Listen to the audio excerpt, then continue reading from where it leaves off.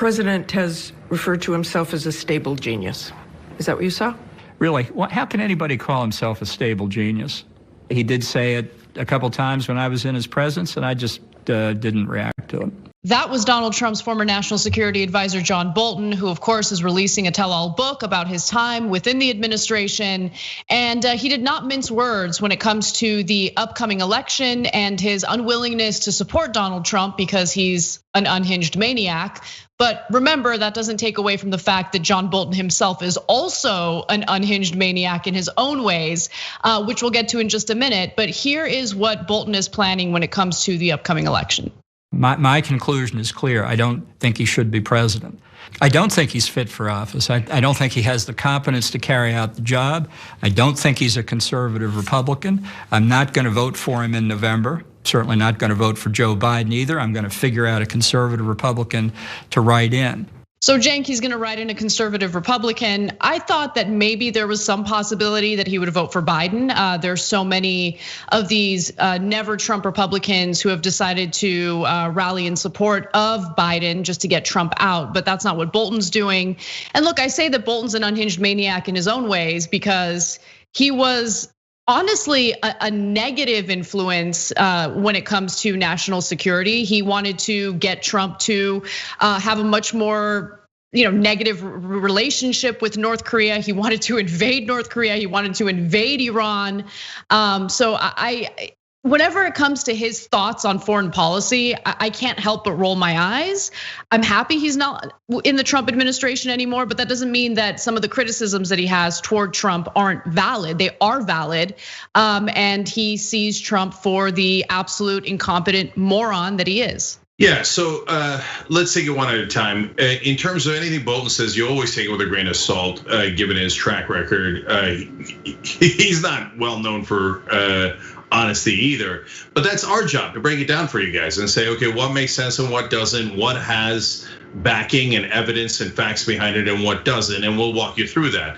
And then in terms of just a quick comment on the stable genius stuff, this is more about the press than it is about Bolton. So the Democrats suck, and so they didn't stay on the fact that he called himself a stable genius. When in reality, anyone who calls themselves a very stable genius is a lunatic.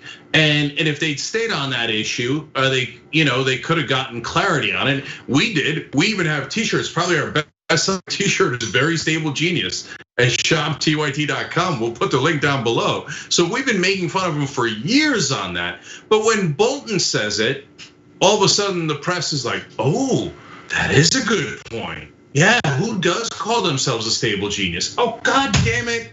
It's like progressives are invisible, and something counts only when an establishment Republican or an establishment Democrat says it. In this case, Bolton is more of an establishment Republican. So in terms of him saying that he's not going to vote for Donald Trump, of course, okay. And look, he probably lives in Maryland or Virginia. I don't know, and boy, do I not want to know. And so it's probably not going to matter. If he thinks it matters, he'll vote for Biden. Trump and him hate each other now, and he won't have any hesitation voting for Biden because Biden, in reality, does help guys like Bolton start wars historically. So I don't think that'll be an issue for him at all. But a vote against the president that he served, as long as national security advisor under Trump, is obviously a blow to him from a PR perspective. For whoever still considers themselves a quote unquote real conservative, and that's very few people left in the country. Yeah, this will hurt Trump with those folks. So in the next clip, Bolton talks a little bit about what he's hoping for the future of the country and what he's hoping will happen to Trump following his first term. How do you think history will remember Donald Trump? I hope it will remember him as a one-term president who didn't plunge the country irretrievably into a downward spiral we can't recall from. We can get over one term. 2 terms I'm more troubled about. So I think he's right in that it would be disastrous if Donald Trump were able to carry out a second term.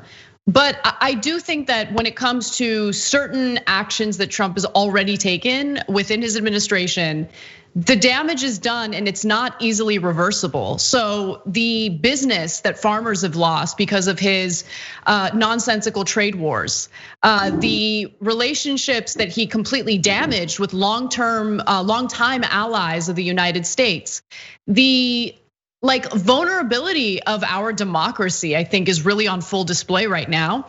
And I don't know, look, I don't know if we can undo some of the damage that he's done. With that said, I think that Bolton is right.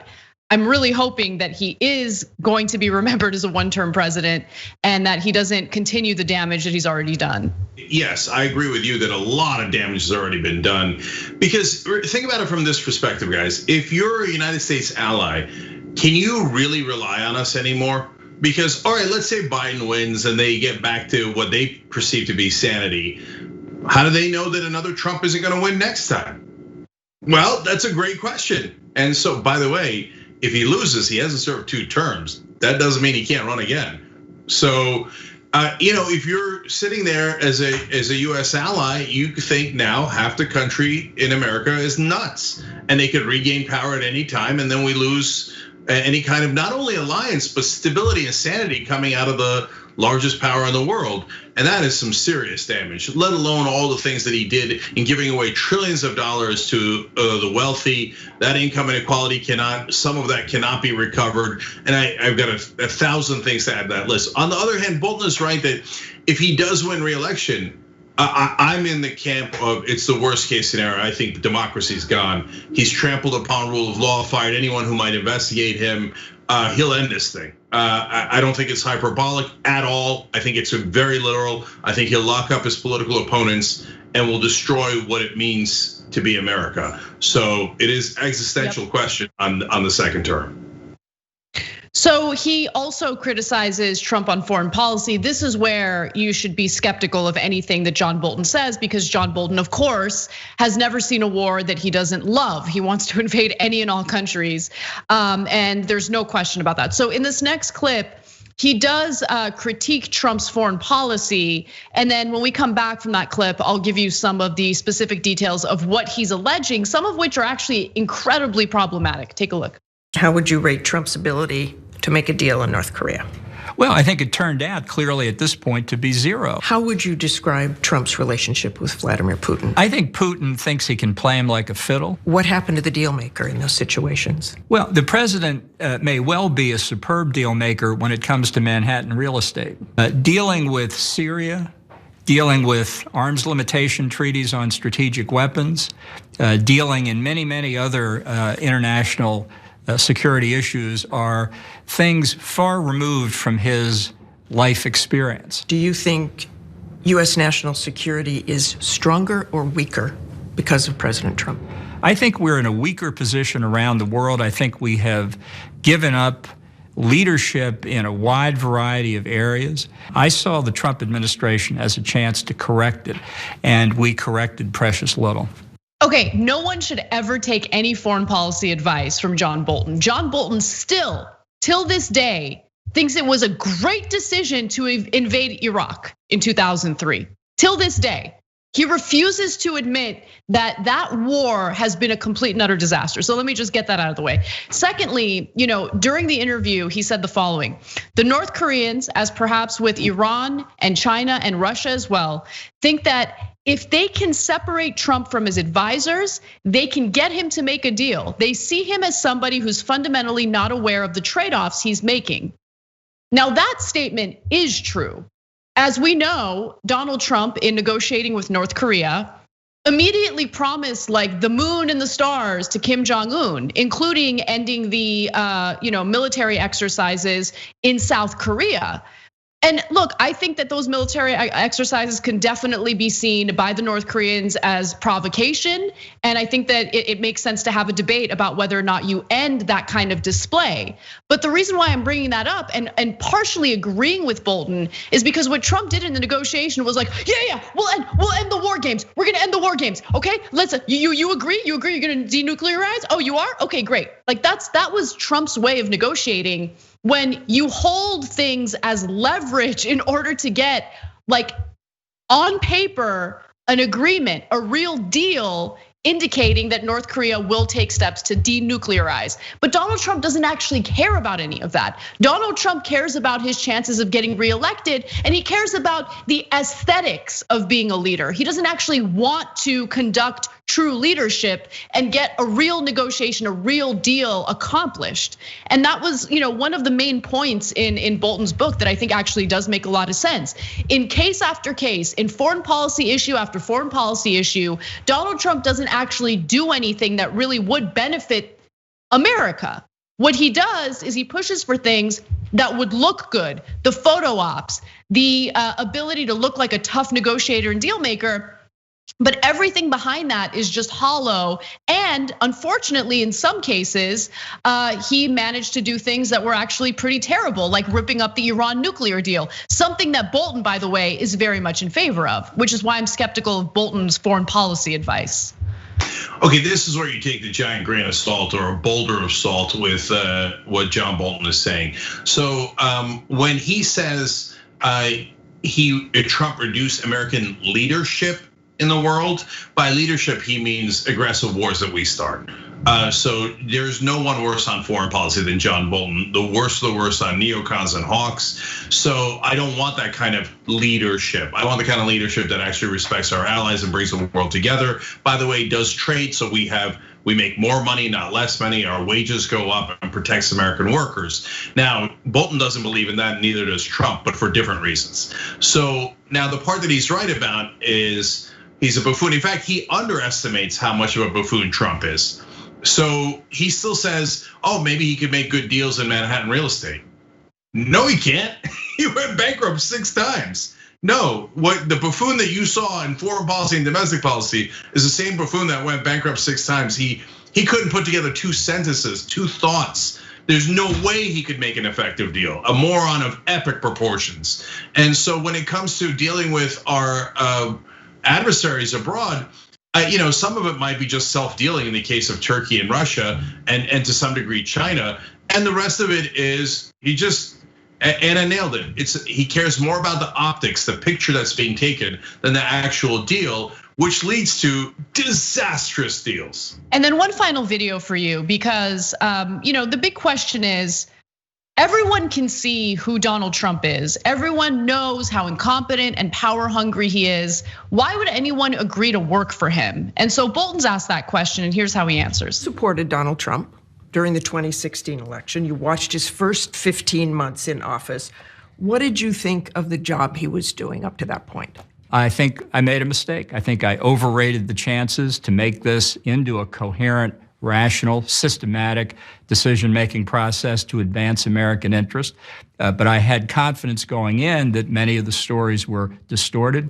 That turned out not to be right. You say that you were astonished by what you saw. A president for whom getting reelected was the only thing that mattered, even if it meant endangering or weakening the nation? Well, I think he was so focused on the reelection, longer-term considerations fell by the wayside. And I think it became very clear to foreign leaders that they were dealing with a president who just wasn't serious about many of these issues. So Cenk, he felt that maybe he's the one, out of all of these people who had been in and out of Trump's administration by the time that Bolton joined, he thought, no, maybe I'm the one that can, change things and make Trump listen to me, make this administration run in a way that's cohesive, that makes sense, that lacks the chaos that we're seeing today. It's just hilarious to me because sure, I think that he did believe that, but I think a big part of it, which he probably doesn't have enough self-awareness for, is that he's a power-hungry dog, just like the rest of them who decided to join this administration. And by the way, people like Pompeo, who continue to serve in Trump's administration, knowing full well how unhinged Trump is and how there's complete and utter chaos within that administration as we speak. Doesn't care, he'd rather have the power.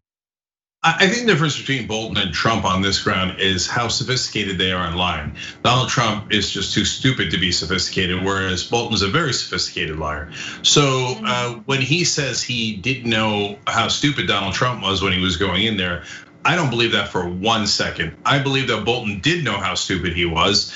And so why did he do it? For 2 reasons. One, because if you're the national security advisor, you get to cash checks for at least another decade. You get speaking engagements, you get the illusions of power, and for a little while, that reality of power.